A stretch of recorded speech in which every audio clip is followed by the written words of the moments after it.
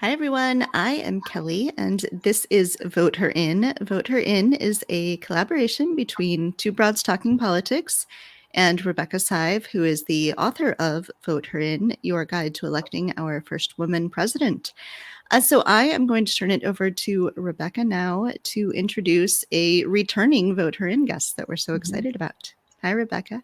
Hi, Kelly, and I couldn't be happy that our guest tonight is returning. She is Anna Valencia, presently Chicago City Clerk. We'll talk more about what that job entails.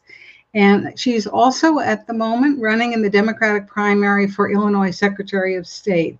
And as you or as faithful listeners may know, we are always very interested in women in executive office. And Anna is both holding an executive office, running for an executive office, and among the many important political jobs she had before she was clerk, she was a legislative director in City Hall for Mayor Emanuel. So she's got lots of insights on that front and also on what it's like to build a career to the grand old age of mid-30s and to be in this place. So I will just say one more thing about Anna and her thoughtfulness. One of the things I recommend to you, in addition to looking at the links we've shared on the Two Broads website, is when I was writing Voter In, I wanted to talk to three women who had significant executive experience and could talk about, what it looked like when the buck stops here, right, as it would with a woman president.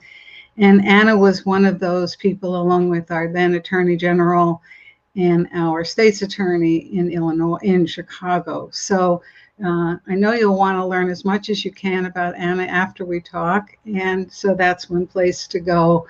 So I'll start with the first question, Anna, and I thought that, what we should do is really talk with you about how you shaped this career of yours and put yourself in the position to run a strong race. You're getting good reviews, as I've seen, and I know Kelly has too, on your campaign for Secretary of State. So maybe you could just kind of walk us through how you shaped the career, how you focused on executive office, and why you went that way. So welcome.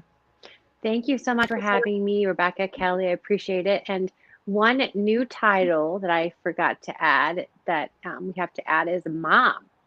So I'm the Yes. new mom, pandemic mom. We had our little girl, Rihanna, in last April. So she's now a little over a year.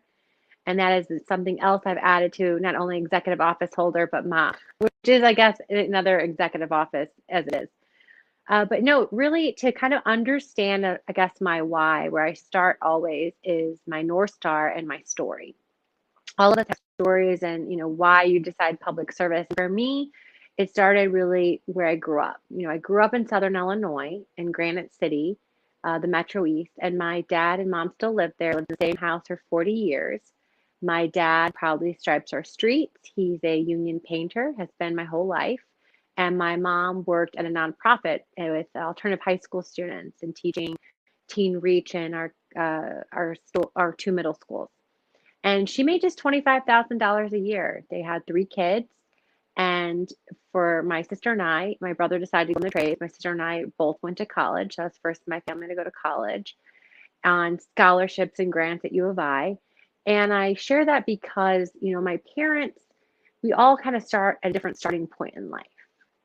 But I really believe that government can be that great equalizer that allows you to be at a different finishing point to allow me to be here as City Clerk of Chicago, this girl from Granite, and now even running statewide office that's never been held by a woman, let alone a woman of color or a mom or a millennial. It'll be the first time in our state's history as Secretary of State that we would have a Latina, a mom, a millennial, and a woman, which is very exciting. So really my story is not possible without my parents and about those roots and values they instilled in me of public service and always helping even when you didn't have a lot to give, but just showing up and being there for family and community. And then also the opportunities that government allowed me to do, whether it was financial aid or scholarships or internship programs or a job shadow program to Springfield or a trip to DC as a high school student that really opened my eyes to what it could be to be in government. And I remember a job shadow program I went to in Springfield, and Evelyn Bowles at the time was a state senator in my area. And she was tough as nails. And she took me all around the Senate floor. And then Governor Ryan, she barged into his office and wanted me to take a photo with him, which I don't think I should probably have that photo out these days. But she was great. And she took her time to really encourage us as these two young girls from Granite City to think about politics and think about government and think about a woman's place there. But I really got an internship and as a college student working for a local judge's race.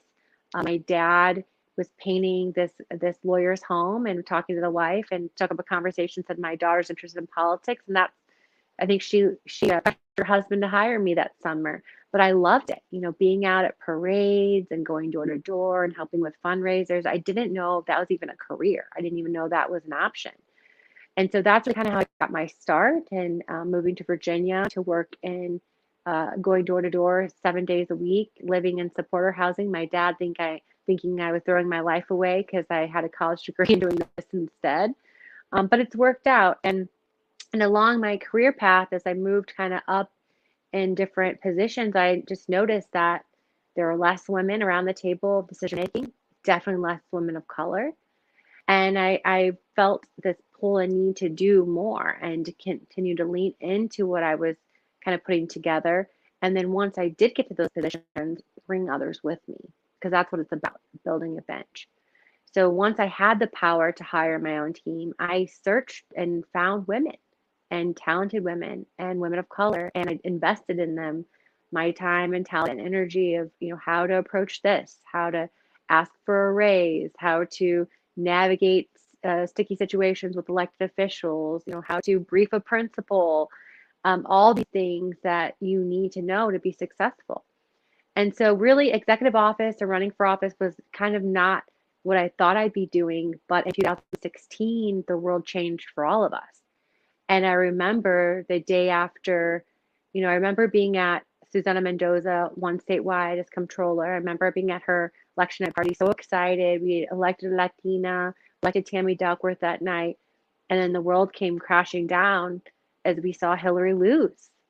And here I thought, we were going to break that glass ceiling. I thought she's competent, experienced. How could anyone vote for that idiot? Who could? And he was not even competent or experienced, and let alone, just the things that he was saying. But so that changed something for me. And the next day when I went into city council, we were in budget season. It just felt like, a funeral we're walking into. Everyone was just crushed. And two things happened at that moment that changed, were my trajectory. One, Susanna won, there was an opening for city clerk. And two, I felt this deep sense of duty and responsibility to raise my hand. I had been pushing women and my friends to raise their hand and lean in and say yes, and I wasn't doing it myself. And so I asked for that appointment, and city council approved me 50-0. And 5 days after Donald Trump, I took the oath of office. And I not only took the oath of office, but I took a policy on which City Key, municipal ID card, which is going to help undocumented immigrants and homeless and reentry, total things that are opposite of what Donald Trump wanted. We were going to take that on without fear that we were going to help people no matter who was in the White House. And so that's really kind of what inspired me to raise my hand and sign up for this leadership position. And then it's been the best ride of my life so far. So you're running now for Secretary of State, and that's one of these kind of positions that people don't always know what it means, what it would entail, what that job looks like, especially in Illinois. Can you talk some about what that position is and the kinds of things you hope to do if you're elected as Secretary of State? So when I became city clerk, I had people say, "Why city clerk? What is it that you want to do there?" No one really knew what that job was either. But we had a really great moment to identify and ideate and innovate. And what I loved about being in an executive position is that you could just create. You didn't have to really go through city council a lot. You didn't have to deal with the legislature, not so much like the mayor or the governor has to. We could really just create and think of, not only think of how we could help people, but those issues came to us. So really what I loved is we started from like a grassroots bottom up way. we heard what the advocates wanted, what community organizations, what parents needed, and that's where it steered kind of our agenda. So it really wasn't ever Anna Valencia's agenda, it was the people's agenda. It's like, what is it that I can do here? Not only just in my own purview at the city clerk's office, I could do the city sticker and I could run city council meetings, but we used our platform to do so much more. We created the first ever women and girls working group, SAS and women and girls working group, because at the time I was the only female citywide elected, and quite has changed in the positive way. But 2 years ago, it wasn't that way. And we had 120 women we brought together, and we decided to, save ourselves and create our own policies that were going to help close the gender gap and keep our young girls safe. And so we've done things on sexual health education, working with Dr. Janice Jackson at Chicago Public Schools, working with Juliana Stratton, Lieutenant Governor, and the Illinois State Police on how can we lower the backlog of sexual assault kits. And we had a young girls summit of 400 young girls that we had to do virtual, but we did things about knowing your rights and securing your future and really and mental health, and really showing up for our young girls, especially during this pandemic of isolation and e-learning. And so I use this platform to do more than just, the operational piece. We led on fines and fees reform. So we had parents show up to my office and reporters saying that our city sticker tickets were putting people in debt. I met a bus driver on the west side of Chicago who had $5,000 in city sticker ticket debt. And the city told him he had to put half down in order to get on a payment plan. And when he didn't, they suspended his driver's license, and he lost his job as a CTA bus driver to provide for his family of 5 in North London, which was wrong. And I remember taking up this issue, and I said, I'm going to do something about it. And at the time, one of my mentors said, I'd be careful. This is Pandora's box. You don't know what you're going to get when you open it. But I couldn't just sit there and let this happen to people after they kept going to different elected and getting a no. I wanted to be a yes, and I wanted to be a resounding yes. And we've worked on that for 2.5 years, and we have changed the city's policies, and we have changed the predatory practices together. And it was hard, and it was tough, and I sweated through blazers in some of these meetings with parents and commissioners and the mayor's office, but we did it. We did it. And so these are the type of policies that I worked on. I remember a male colleague of mine, a city council member, said, Anna, I think you need to swim in your lane more. I was like, why? If I have the capacity to use this platform to do as much good as we can, we need to do that, not just during 9 to 5. We need to wake up every single day and ask ourselves, how can we use this power for good? How can we use this platform to be a change agent? And that's what I've really done. So this is the spirit that I want to take to the Secretary of State's office. Secretary White has done a phenomenal job. He's focused a lot on youth and making sure our youth have opportunities. He's focused on mobile services. He was very, progressive in the way he would actually go and print IDs on spot in community neighborhoods, and making sure that our locations were in equitable neighborhoods, that they just weren't for some neighborhoods, but they were everywhere. And so that's what I really want to take with me, is that equity lens and accessibility and modernizing the office to take it to new heights. So, that's what I'll be really focusing on. 3 pillars. So voting access, voting access, modernization, and equity. And access, when I talk about it, I talk a lot about voting access, because some of the states around us we see are trying to take us back to the 1950s. And that is so important that we have people with shared lived experience, like myself, at the table saying, no way, you're not taking us back. Illinois can be the leader of voting access to the ballot. So day one, I'm calling on a commission, a collaborative, just like we did on the fines and fees work, where we have the General Assembly, the governor's office, we have Illinois State Board of Elections, we have the county clerks, we have community activists, we have, real people at the table talking about voting and making sure that we double down on vote by mail, that automatic voter registration is happening, that we are leading in the country on voting access. Hours, locations, all of these things. We need a complete audit and understanding and talking to each other about these policies. I want to create a civics core of high school students, community college students, everyone our young people to get them civically engaged. It's going to be a stipend program where they're going to be able to register their communities because they know and have the trust of their communities and neighbors and grandparents and cousins to get them registered to vote. And then we're going to teach them on how to be a community activist, how to organize, and then also if they want to be a government leader, they can see it and they know it. Oftentimes what I've seen in politics is that, people of color can't get these internships because they can't afford to take unpaid internships or volunteer on a campaign. I know for me, I couldn't afford to take something that was unpaid. I had a car payment and student loans and food and rent, all of these things. So we want to make sure that we're making this accessible for young and youth of color so they understand that government can be access, it can be a job, and you can make change inside. So those are some of the things I want to do. Modernize the library system. I grew up in my library in Granite City. If there was a free program, Debbie Valencia, my mother, took us there. And so every summer we were in the reading program, and that library was that opening to see the outside world. It was that exploration. But we know that all of our libraries aren't equitable. It's based on property taxes. So I know my library in Granite is not the same as the library in Wilmette. And so we've got to change that. We've got to make sure that as a chief librarian that we do an audit on equity lens of can we create a grants program that can, make that more fair and equitable so that our libraries have access to broadband and expand broadband. In McLean County in Southern Illinois, I heard from some folks there that said, the library was closed, families would pull into the parking lot for their broadband to download their kids' e-learning materials. So we know that the libraries were a hub that families needed to go to during the pandemic. So how do we double down on that in our rural communities and our south and west side of Chicago and the suburbs, anywhere?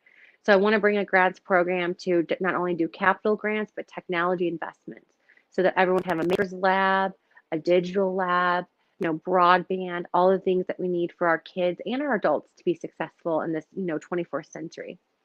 And then lastly, modernizing the office. No one likes to stand in lines with DMV. I've been hearing a lot about it. I've been getting emails about it and friends texting me photos.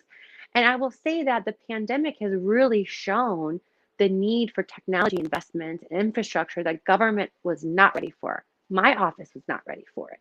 And so we've got to be real about that, about putting capital dollars into technology infrastructure and overhauling these archaic systems that are 20 years old. So then we can have, an app on your device where you can upload documents, you can pay online. You don't even have to make an appointment to go see us in person. You don't have to take a day off of work, find childcare, transportation, drive 30 miles out. Everything is done with a few clicks on your mobile device. And so that's all the other improvements we want to do in terms of DMV. Easy to register your business. And once you register your business, you're then taken over to a business affairs, small business center where they're telling you you can get grants or you can get, there's these type of opportunities for you. So there's a lot that we can do that's low hanging fruit that people don't know, that the Secretary of State really interacts with you. It really, can make your life a lot more seamless and easy. And so those are the type of projects that I really want to focus on, once I get there day one. So, I was thinking about the library thing. I was like you. My mom took us to the library every week, right? I think Kelly would probably say the same thing, right? So, but going back a second to your phrase equity lens, which of course resonates, can you just share with us sort of a two-part question? One is, when you did the task force on women and girls in the clerk's office, are there particular recommendations that you want to highlight for our listeners that you feel are particularly important now and nationally? And related to that, well, maybe I'll wait for the second question, but if you could talk a little bit about that, because we're once again at a time when we're looking, I can't even believe it, at women deciding to run for office, developing policy agendas.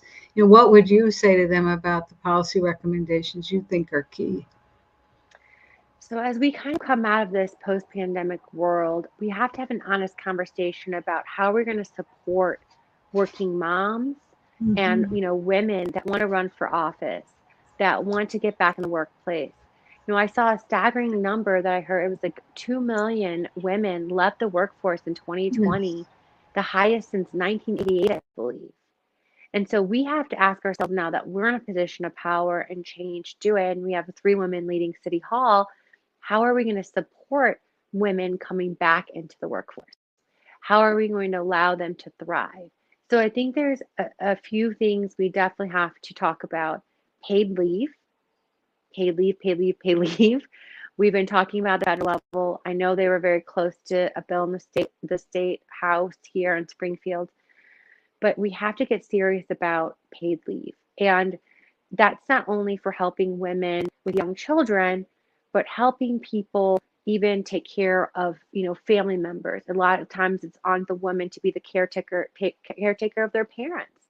I have a woman right now in FMLA who was the only child, her mother passed away and she had to take FMLA to go. But, FMLA only, you don't get paid on that. And we have another one, my chief of staff, a mom of 2 kids whose children are in CPS. And as we start to return to work, we had to tell our DHR department, okay, so what happens? You want us to come back to 5 days, by July, but her kids are in school or the park district and they have a COVID scare. Well, then who takes care of the kids? They're 8 and 9. Is she gonna have to take her vacation days, all her personal sick time? That's wrong. We should not be doing that. There should be specific COVID time or paid leave or something that allows her to continue to not fear that her job's going to be taken away or retaliation for not being able to be there for her kids. And then as a society, do we really want kids being raised alone because their parents had no choice but to work or keep their kids at home alone? I mean, that's not a choice. So we have to have these real conversations right now about what matters to us as a society. And we don't have our kids have opportunities and mentorship programs and have places to go that are safe and family members to be able to be an active part of their life and their childhood and to be able to be there for big moments. We see what happens on the streets of Chicago, right? We see what's happening with violence when we don't have opportunities for our young people. We don't have jobs. We don't have a village there for them to support them. And so we've got to be real and have these real conversations about what it means. So I think paid leave, I think companies need to talk about flex time, allowing women to kind of choose their hours. I think that would really help people and working parents to be able to be at moments in their kids' life, but still be productive. And the pandemic showed that we could still be productive from home. We were still bringing in revenue at City Clerk's office. In fact, we were only $5 million away from the revenue that we brought in the year before during a pandemic. So we know that we can be productive. And then I think there's something interesting that we've been talking about, and State Rep Margaret Croak is leading on, is ensuring that women who run for office can use campaign funds for childcare. They're doing it in New York. They're actually doing it in Louisiana. A friend of mine's on the county board there, and she said, we're doing that in Louisiana already. I'm like, Louisiana? We're not doing it in Illinois. I mean, I am very lucky. I have a very great partner. We're 50-50, and he's very supportive and hands-on with our daughter. We have parents and help. But what about if you're a single parent and you want to run for office? And most of the things are at evening hours or weekends. And your traditional daycares aren't open. They're only open during the week, right? There's not always time for aftercare, and that ends at usually 6. And some of these forums start at 6:30 or 7 o'clock. So that really, cancels out a lot of women who may want to run for office.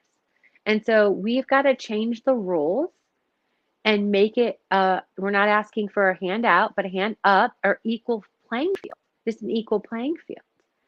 And then also in terms of women running for office, and I'm experiencing this now, I talk about it a lot. Women of color, you have a hard time getting that momentum they need. I get a lot of questions about viability. I don't think men always get the viability question. And we need to, raise more money. We need to have these political endorsements early on to ensure that other people will support. And there was a Cook report in 2018 that showed that most women there's a pay gap in what they're raising funds for elected office, a $500,000 gap between what a white male was raising money for office and a female. Now take a woman of color and you're probably even more, or a young woman of color and you're probably even more of disparity. So we have to really understand how are we creating a fair, equal playing field for women to run for office and then show up back in this workplace and be able to get promoted and be in leadership positions. And so that's the conversation that I know has been having, people have been having post pandemic or as we kind of come out, but it still needs to happen. This conversation definitely needs to happen because we know these safety nets were not there and we've seen them exposed even more during the pandemic. And I just hope we have the courage to change it and we get more women in office who have lived it and understand it and know that we need these things to change.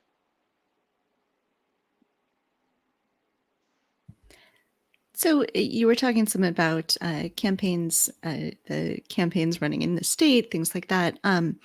You have also worked on national campaigns. You worked on U.S. Senator Dick Durbin's campaign. Can you talk some? We certainly have listeners who are interested in that sort of work and in, getting involved in that and then taking on more responsibility. What sort of advice do you have for especially women who are interested in that kind of work? Yes, and I was all in for my girl Kamala Harris. We were early supporters. I was a very early supporter for her, and my husband was with Joe Biden. And even I'll come back to answer your question on that. But even when Kamala got out, and I was heartbroken, and I had a conversation with her because she just is so real, and she called actually to check in on me because she knew I was pregnant, and I asked her, I said, why did you get out? We were so pushing for you. And she said, there was just not a path there. And I knew, but I know that I made a difference. And she told me to keep going because I said, how do you not get discouraged when, we keep hitting these roadblocks and we can't, raise the money or compete. And she said, I'm not, because I know that every little girl who saw me out there have changed their trajectory. Like they now see that it's possible. And you have to keep going, Anna, because these little girls are looking up to you to know that's possible. And so that is something that has motivated me running for Secretary of State, because I know just me being where I am and getting up on those forums and getting up on those debate stages are going to change what young girls think they're capable of, change what young Latinas and young women of color and young girls of color are capable and thinking of where they belong. And so I wanted just to share. I haven't shared that really with anyone, and I just thought it was really good for this venue here of women listening, of knowing that you belong and knowing that even when it gets hard and tough, and the days you want to quit, knowing that your sheer presence and just moving on is making a difference, even when you don't see it or feel it. And I think that's the question I have, or the answer to that question you said about Senator Durbin's campaign. I was 28 years old. I was terrified to run this $10 million campaign for U.S. Senator Dick Durbin, the number 2 in the Senate. I had never ran a campaign this large or statewide, and I was terrified. But I had some really great consultants and people who kind of saw that maybe nervousness and said, hey, Anna, how can I help you? And I didn't have the ego or the pride to say, I know what I'm doing and just fake it till you make it, because that is great, but it only can take you so far. I said, I need some help. And I sought out some mentorship. I asked questions. I taught myself. And then that person helped, that person didn't go and say, oh, I didn't take credit for it. He was a very nice ally. And then once I got that confidence to lead, it kind of all fell in place. And I was always prepared. I was always organized. I asked a lot of questions, and I didn't feel bad for asking questions. I think some people feel like they know it all, but it's okay to ask questions. It's okay to seek mentorship. It's okay to check the ego and say, I don't know. Now, I would never say that in front of my principal and Senator Durbin, because he was looking for me to be confident in my answer, even if I wasn't sure if I was confident. And then I also would find my little kind of kitchen cabinet to run ideas by, to ask for, run things by them, to practice on. To this day, I still will do some prep and practice and make sure I'm going in prepared. And so that I'm not, wasting anyone's time or my own, that I'm coming, fully prepared and ready, because you only get one shot sometimes with these people and these opportunities. And so you got to come your A game. And there's no speech I've ever given that I haven't practiced for 2 weeks or 10 times and read over and over and over again to really feel like it's my own and embed it. I want to make sure that anyone who comes to hear something I have to say or is going to maybe be part of a collaborative or anything, that they're getting 100% of my best. And so that's two things I would say that I always tell people is, one, to be kind, always be kind and be yourself, because you never know who's going to be sitting at the other side of the table one day from you. And you never want to burn bridges, especially in politics. So always, be kind. And then the second thing is, once you get to a place of power, remember how you got there. Don't ever forget the community that got you there, and always take people along with you. And that is my legacy. When I look back at my life and I look back at what I'm most proud of, it's going to be the Kyras and Shakiras and Arianas, and it's going to be the women that I've helped mentor or help get to somewhere, that really has made my life full, because I know that it wasn't just about me, but it was about all of us moving into spaces and places that we didn't exist before and that we took on. And so that's really what my legacy has been so far, and I want it to continue to be. So we've touched on a lot of topics, and we want to respect your time and have you be able to go in and kiss your baby once more this evening. So thanks so much for being here this evening and for sharing your wisdom and your thoughts and your plans. And I hope that you'll come back and share some more at a future date. But in the meanwhile, thanks so much and have a good evening. Yes. Thank you so much for this platform. And I'm hoping I will be here after the primary and we win and we're celebrating and we're talking about the bumps and bruises and victories of the election. And, I'm hoping for this historic win with all of you and taking you along for the journey. Okay. All right. Thanks, Hannah. All right. Thanks so much. Have a good night. Thank you, everyone.